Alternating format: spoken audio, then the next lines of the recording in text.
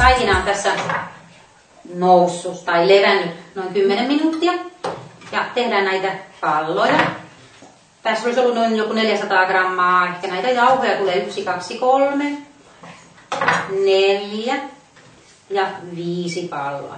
Pitää tehdä kaikki vähän samankokoisia. No.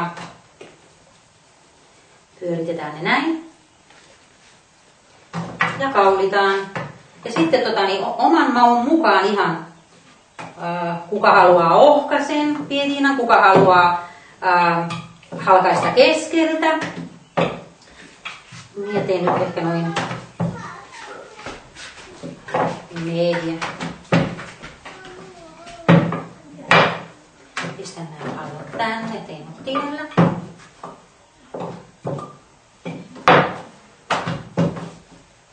Ja sitten piedinapannu on tuossa lämmennyt.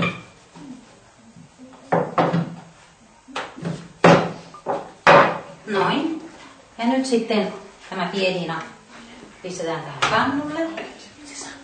Jätetään se siihen noin pari minuuttia.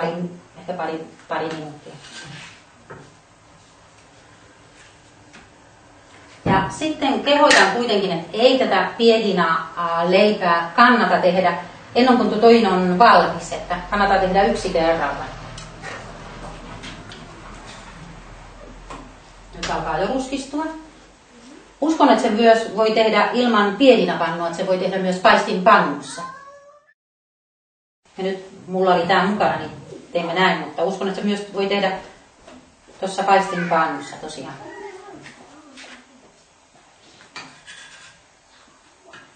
Noin. Käännän sen.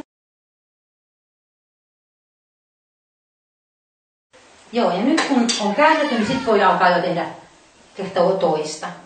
Niin se pinta jää kauniiksi. Tästä tuli näin iso.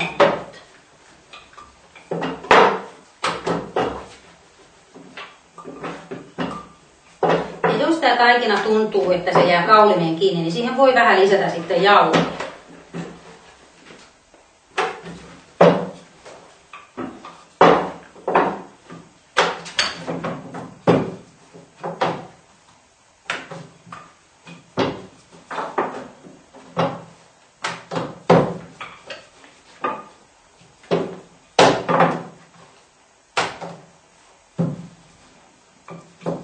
Noin, katsotaan pienellä leivän tämä. Olla, joo. Kun se tulee tällaiseksi ruskeaksi, se saa näitä ruskeita paiston jälkeen, niin se alkaa olemaan valmis. Se apua paistamiseen. Ensimmäinen tuli jo valmis. Eikö kaunis? Hyvä. Joo, oikein kaunis. Pitää itse kehua.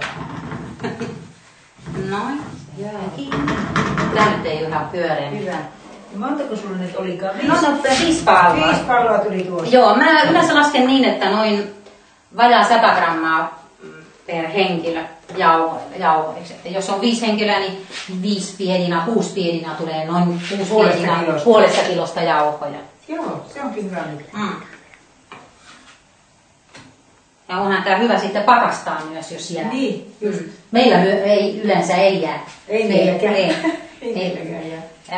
Tee mieluummin vaikka sitten joskus tuoda. mä olen tehnyt tarkoituksella ylimääräisiä, koska sitten jos niitä pakastaa, niin ne on joskus myöskin sitten pikaruokaa. Just. Joo, eikö niin? Joo. Eli lapsille esimerkiksi välipalaksi, kun tulee koulusta tai... Joo, ja just jos leipä puuttuu. Niin, jos leipä puuttuu, niin otat sieltä ja silloin ei tarvitse ruveta enää jauhojen kanssa pelaamaan. Joo. No niin. Mutta pakastimesen mä paistan vaan niinku Ei, minä pistän valmiina. Aha. Halkasen puoliksi tai laitetaan 4 pikkusen kesken tuon paistamiseen ja sitten siinä vaiheessa kun lämmitän, niin se paistuu niin kuin sanoo. Mä otan pois pakastimesta noin 5 minuuttia ennen käyttöä ja sitten käyn sen, kierrän se tuossa pannulla. Joo, ja se tulee kuumaksi. No niin. Tietysti jokaisella on Joo, oma. no se on ihan hyvä, jos ne on valmiita, niin... Lämmön tosiaan löydettiin heti mun mielestä, eli tämä oli hyvä lämpötila. Tässä nyt on tää 6, että tää on varmasti käy ihan kaikissa helpoissa. Kuuman. Joo, koska on tärkeää löytää myös sen lämpötila, mikä pannussa on. Että se on tosi tärkeä tuo lämpötila. Niin on. Se on tärkeää. Ja se pitää olla tasainen lämpö koko ajan, ja se ei vaihtele. Joo. Ja sitten jos tosiaan ei pitää löytää myös niin, että se lämpö tulee tähän alueelle, tämän pietinan leivän alueelle, että ilmeisesti jokaisessa hellassa on se isoin leivä, mitä pitää käyttää. Niin on. Luulen, että tämäkin on nyt jo valmis. No vähän vielä annetaan olla, että se oli vähän isompi ja sitten tuli vähän ehkä paksumpi. Mutta tässä vaiheessa taas tehdään tämä kolmas.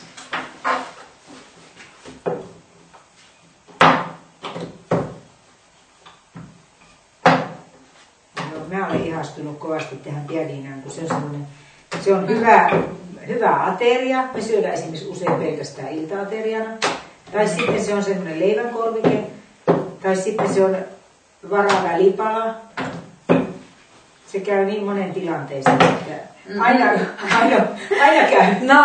Nauruttaako yleensä usein? Mä käytän myös piedina leipää siihen tarkoitukseen, että tyhjennä sieltä jääkaapista ne leikkeleet, kun on jäänyt siivuja ja juustoja ja noin, niin tähän piedina on ihan ideaali siihen. Että se on hyvä myös se käyttötarkoitus. Jää muutama kinkun siivu. Näkee, että jääkaapissa on tavaraa, mikä pitäisi vähän kulumaan, tekee piadinaa ja heittää sen väliin. No, mutta tosiaan sitten tää on tosi hyvä myös ton salsiccia-makkaran kanssa. Joo.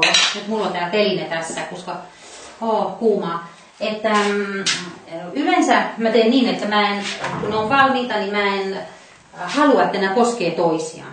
Koska mun mielestäni se lähtee se rapelu siitä pinnasta. Ja kun ne on kiinni toisissa, niin sitten siitä tulee sellaista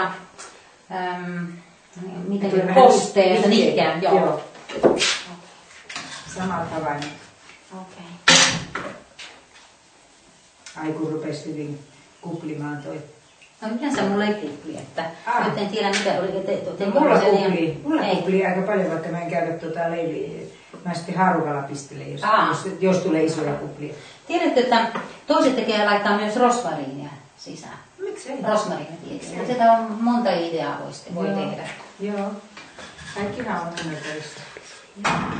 Tää nyt mä käänsin se ehkä vähän aikaisempaa, mutta kuitenkin se voisi pistää sen. Joo. Oikeastaan tuosta nyt toi lämpiö, niin Marja-Liisa, täällä voisi alkaa täyttää. Mitä meinaa? Joo.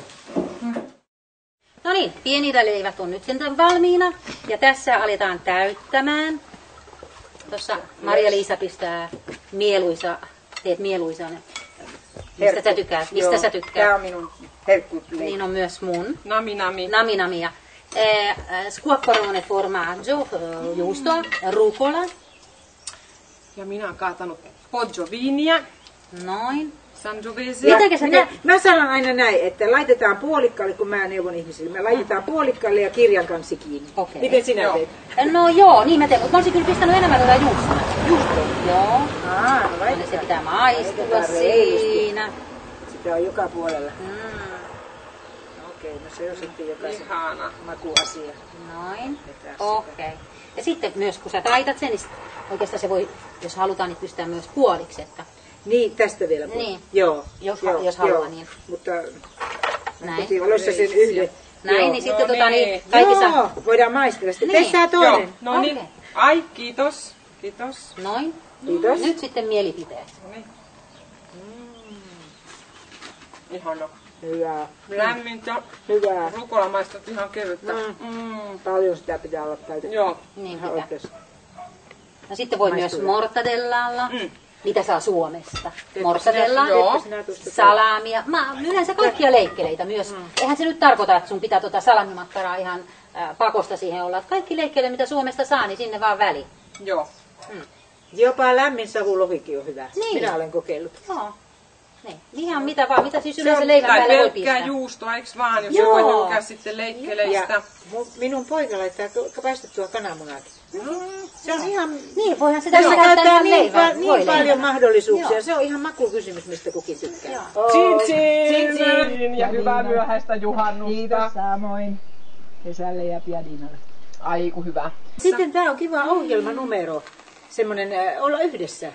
jos joku tekee niitä piadoja, toinen paistaa, kolmas laittelee Tulee niin ja nopeasti. sitten yhdessä oloa ja siinä sitten sitä mukaan kun piada tulee pöytään, niin syödään ja tehdään pieniä paloja. hauskaa. Ja Tämä on on hauskaa.